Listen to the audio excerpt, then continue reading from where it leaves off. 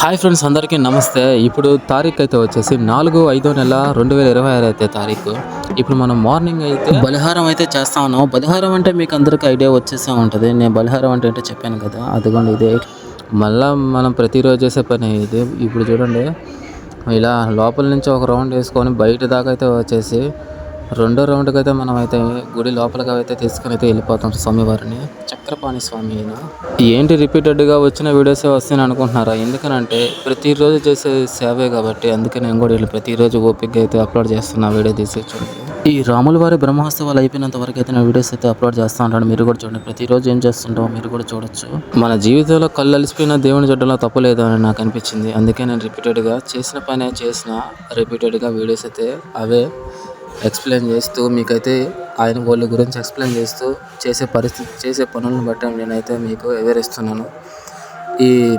ఈ బలిహారం అయిపోయిన వెంటనే మళ్ళీ మన రాముల వారి స్వామిని అయితే తీసుకుని వెళ్ళాలి. నిన్నైతే కళ్యాణం జరిగింది కదా, రాముల వారు సీతమ్మ వారు అయితే ఎదురు చూస్తూ ఉంటారు. ఈ బలిహారం అయిపోయిన వెంటనే తర్వాత వాళ్ళిద్దరిని కూడా అయితే మనం ఈ గుడి చుట్టూ అయితే తిప్పాలి.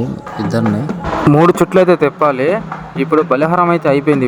ఇప్పుడు వెంటనే మన సీతమ్మ వారిని రాముల వారిని అయితే తిప్పుతున్నాం. చూడండి, 3 చుట్లు అయితే తిప్పిన వీళ్ళకి తర్వాత ఇంకెళ్ళి ఒక చోట అయితే పెట్టేస్తాము ఇద్దరిని.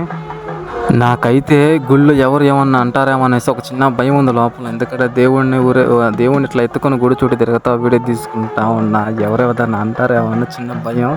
అయినా కూడా పర్లేదు, ఆ మాట అన్నా కూడా నేను చూసింది మీరు చూడాలని నేనైతే నా మనస్ఫూర్తిగా అనుకుంటున్నాను. అందుకే మీకోసం నా కోసం అయితే రిస్క్ అయితే చేస్తున్నా.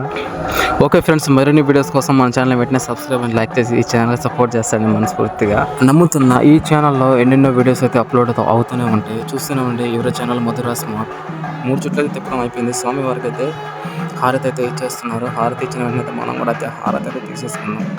వీడియోని ఓపికగా స్కిప్ చేయకుండా చూస్తున్నందుకు నా హృదయపూర్వకంగా అందరికీ ధన్యవాదాలు తెలుపుకుంటున్నా. లాస్ట్లో మీరు రాముల వారిని సీతమ్మ వారిని చూస్తారు శాంతంగా.